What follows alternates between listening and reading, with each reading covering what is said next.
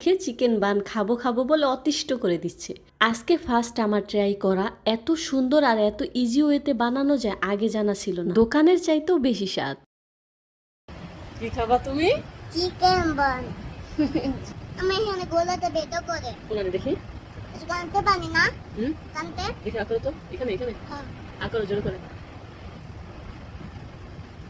তুমি টিভি দেখো। হ্যাঁ, আমি তোমার জন্য চিকেন বান বানিয়ে আসবো। চিকেন বানাবো। পাপা দাও করে, পাপা দাও। আরিশার কথা হলো চিকেন বান খেলে নাকি ওর ব্যথা চলে যাবে, একটু ঠান্ডা লাগছিল এই জন্য গলাটা ব্যথা করছিল, তাই আমাকে সেটাই বলছিল চিকেন বান নিয়ে আসো, এটা খেলে ব্যথা চলে যাবে। তো আমি আগেই কিন্তু প্রসেস শুরু করে দিয়েছিলাম, মাংসটা অনেক আগেই নামিয়ে রাখছি, বিকজ আলিফ মাদ্রাসায় যাওয়ার আগে বলে গেছে আজকে তুমি কিন্তু বানাবাই, আজকে যেন মিস না হয়। আমি ফার্স্ট ট্রাই করছি কিন্তু আজকে, বিশেষ করে চিকেন বান। অন্য অন্য রেসিপি তো বানানো হয়েছে, বাট আলহামদুলিল্লাহ আমি যেটাই ফার্স্ট ট্রাই করি মোটামুটি ভালোই হয়, পুরোপুরি পারফেক্ট না হলেও মোটামুটি পারফেক্ট হয়।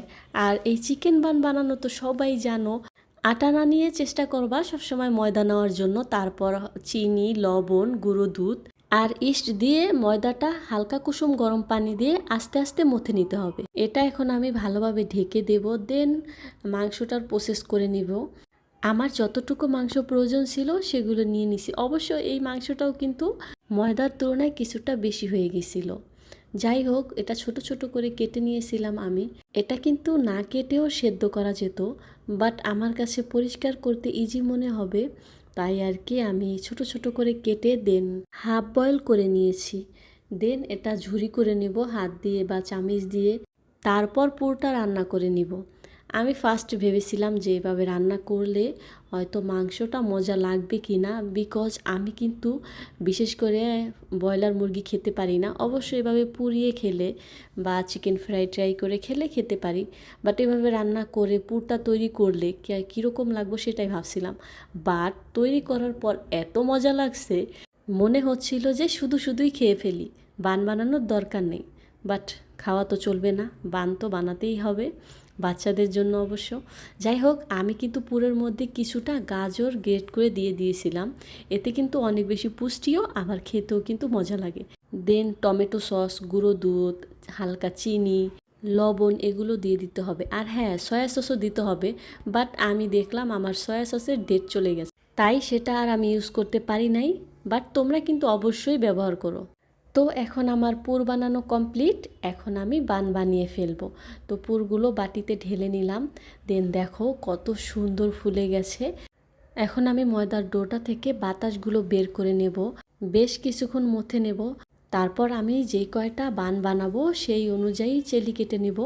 হাতের সাথে কিন্তু বারবার লেগে যাচ্ছিল, তাই কিছুটা অয়েল ব্যবহার করলাম, তাহলে কিন্তু আর লেগে যাবে না। আর এখানে কিন্তু ময়দাও ইউজ করা যাবে, সেটা ভালো হয়, বাট আমি কিন্তু একদমই ইউজ করিনি।